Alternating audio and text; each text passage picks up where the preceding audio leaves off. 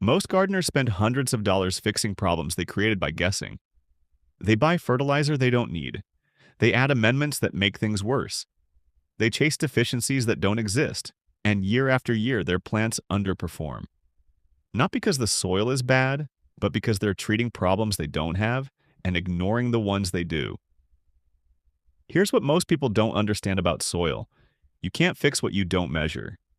And you can't measure by looking. Soil that looks rich can be severely imbalanced. Soil that looks poor can be perfectly healthy. The only way to know what your soil actually needs is to test it. Not guess. Not assume. Test. Today I'm breaking down the one soil test that saves you hundreds of dollars, what it actually tells you, why most people skip it and regret it, and how to do it correctly so you stop wasting money on inputs your garden never needed in the first place. And we're starting with the biggest myth about soil that costs gardeners the most money. The myth: more is always better. Most gardeners operate on one dangerous assumption. If a little fertilizer is good, more must be better. If compost helps, more compost helps more. If lime raises pH, more lime fixes it faster. That assumption destroys soil, because soil isn't a bucket you fill, it's a system you balance. And when you add something the soil doesn't need, you don't improve it. You create new problems. Here's how it usually plays out.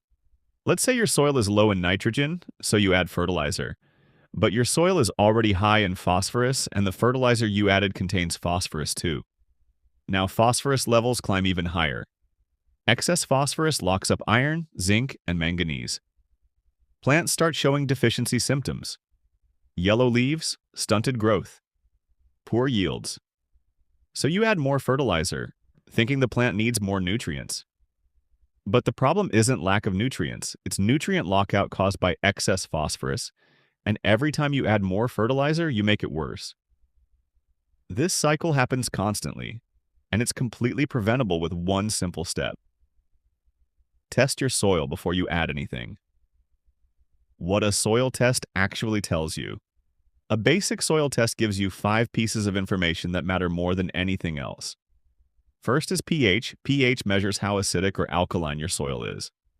Most vegetables grow best between 6.0 and 7.0. If pH drops too low, nutrients like nitrogen, phosphorus, and potassium become less available. If pH climbs too high, iron, manganese, and zinc get locked up. Plants can't access what they need even if it's present in the soil. Without a soil test, you're guessing. And guessing wrong makes problems worse. Second is nitrogen. Nitrogen drives leafy growth. Too little and plants grow slowly with pale leaves. Too much, and plants produce excessive foliage with weak stems and poor fruiting. Nitrogen is also the most expensive nutrient to add. If your soil already has enough, adding more is wasted money. Third is phosphorus. Phosphorus supports root development and fruiting, but most garden soils already have plenty. Decades of fertilizer use built it up, and phosphorus doesn't leach out like nitrogen does. It accumulates. Adding more when it isn't needed creates nutrient lockout and long-term soil problems. A soil test tells you whether phosphorus is necessary or something you should avoid entirely. Fourth is potassium. Potassium improves disease resistance, stress tolerance, and fruit quality. Some soils are deficient, some are adequate, and some are excessive. Without testing, you're guessing, and potassium amendments aren't cheap. Fifth is organic matter. Organic matter improves structure, holds moisture, feeds microbes, and provides slow-release nutrients. Healthy garden soil should generally be around 5% organic matter. If your soil is low, compost makes sense. If your soil is already high, adding more doesn't improve yields much. A soil test tells you exactly where you stand. The real cost of not testing. Let's talk real numbers. A bag of all-purpose fertilizer costs $20 to $30. Most gardeners buy 2 or 3 per season. That's $60 to $90 a year. Now imagine your soil didn't need fertilizer at all.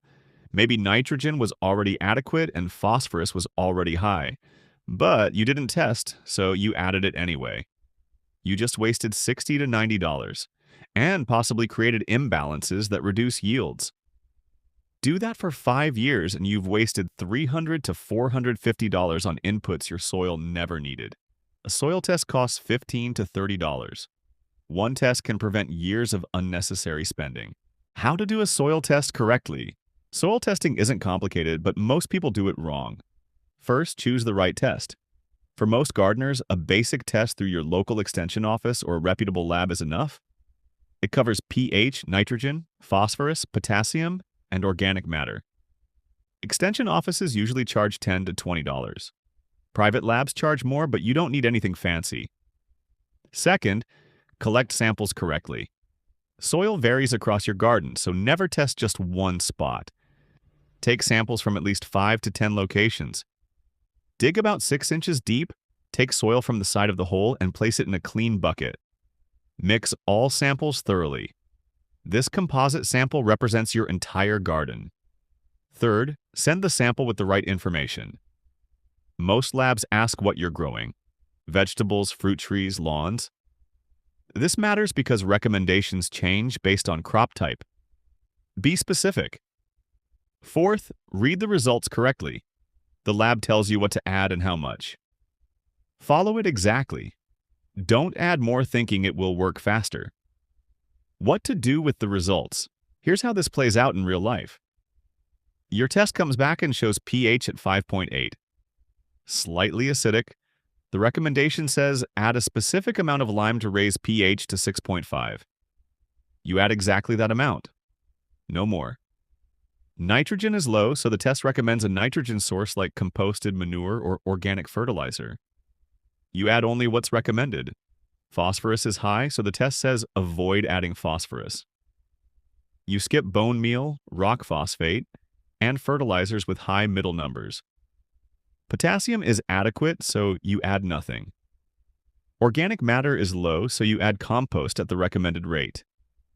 Now your soil is balanced. You added only what was necessary. You didn't waste money, and you didn't create new problems by over-applying. How often to test? Most gardeners should test soil every 3 to 4 years.